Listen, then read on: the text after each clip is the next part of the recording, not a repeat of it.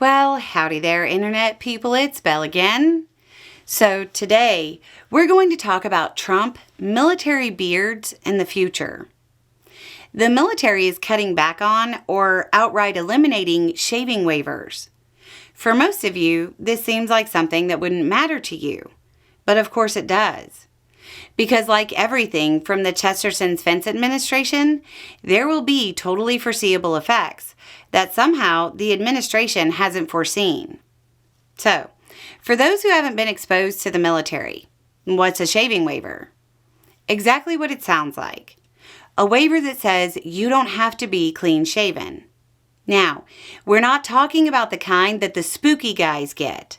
The special operation guys have their own thing with this.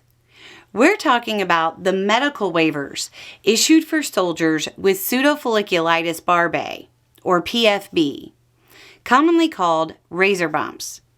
Like guys, this is not the same as razor burn.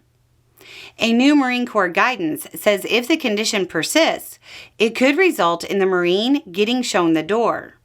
Or, I guess, hatch for y'all.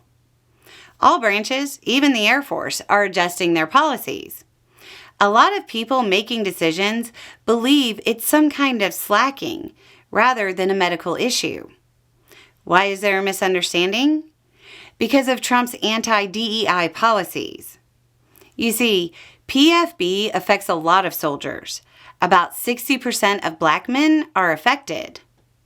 Okay, so what happens if they refuse to grant waivers and boot people? Well, it varies year to year and branch to branch. But roughly 15 to 20% of the U.S. military is black. After accounting for women and those who don't have PFB, the military could boot 6 to 10% of their entire force by curtailing a waiver program that has been around at least since the 70s. The argument in favor of cutting the waivers is allegedly readiness, falling back on old arguments about CBRN masks or dive masks not fitting properly.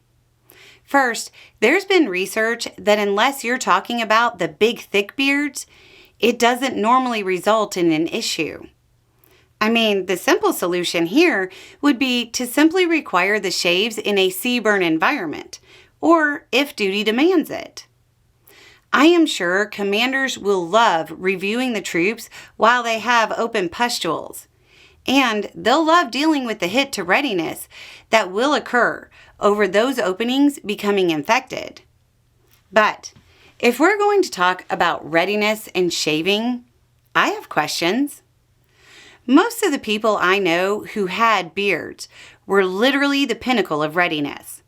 So the idea that it impacts readiness just by existing is ridiculous and shown to be false by the highest tiers of the U.S. military being allowed beards in certain situations. Beyond that, what's more detrimental to readiness? Having troops with shaving waivers or losing a substantial percentage of the force? When the military is having to cook the books and reduce goals to meet recruitment numbers, maybe, just maybe, booting troops isn't the best way to maintain readiness. So, how does this impact you? More unemployment, more benefits, more competition for educational programs. This will leave the U.S. military weaker, all because people didn't take the time to understand why the fence exists before tearing it down. Anyway, it's just a thought. Y'all have a good day.